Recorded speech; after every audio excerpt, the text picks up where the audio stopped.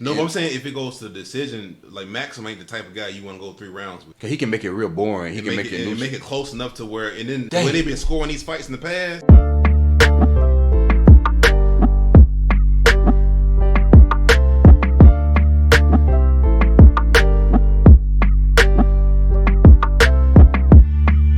Whoever made this matchup should be fired, man. Because you got somebody, Maxim, he kind of remind me of Alex Rackett. Yeah. Because he moves around, he's hard to take down. Who scheduled this fight? This fight doesn't make sense to me at all. We know that. We know what's going to happen. Yeah, but I'm saying, but Maxim is hard to get your hands on, though. He's not like some of these other heavyweights he fought against. That's what I'm saying, man. Like, this might not be as easy as people think. And honestly, Maxim beat William Knight. So I'm not the biggest Maxim fan, because he beat William Knight, man. Well, William Knight ain't no world beater. Yeah, that's not... I'm saying because I like William Knight. That's why I said that. But I believe that was at the UFC 271. That was the first fight I ever saw live, actually.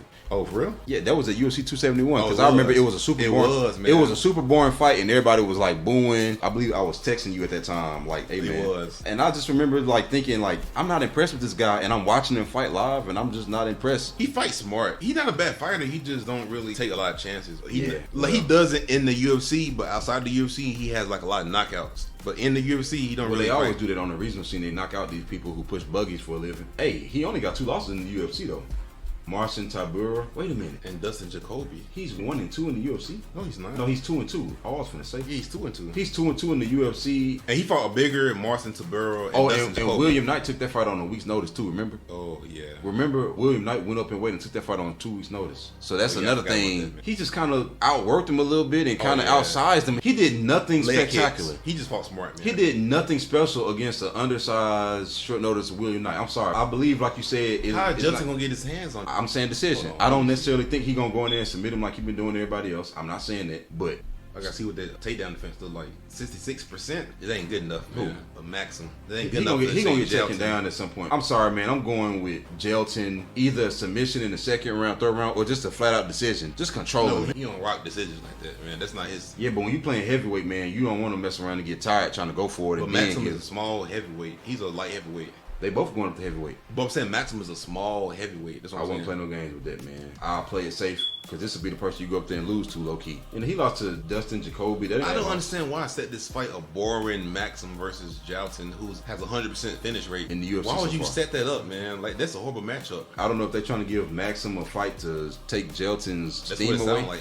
He gonna be doing body kicks, leg kicks, tap, stay on the outside. Man, I'm going with Jailton, man. I don't care what you think. I don't want to overthink this, man, but we can't downplay his well-roundedness. Yeah. You know what I mean? Because we can't say, okay, he's gonna just go out there and get finished, man. But Jailton, his last fight, he just took the guy down and ground. That was a short notice fight, though. Remember, something happened, and then they brought somebody in on like 2 or 3 days' notice. That's why that fight lasted like 2 minutes. But the reality is, I've watched both of them fight, and Jailton is just a better fighter. He gotta get his fights to the ground too. His striking ain't. I know it ain't there yet. But hey, I'm gonna be real with you. It ain't like Maxim the best either. He just cool. He good enough with his fundamentals, but he ain't super dangerous with it. Like, we not gonna act like he just. Dude, if you was gonna knock somebody out, a gassed out, undersized, short notice William Knight was the person to do it to. No, it's not, man. I wouldn't take that chance against William Knight. He had nothing. You saying in the third round he was kind of gassed. He had nothing, bro.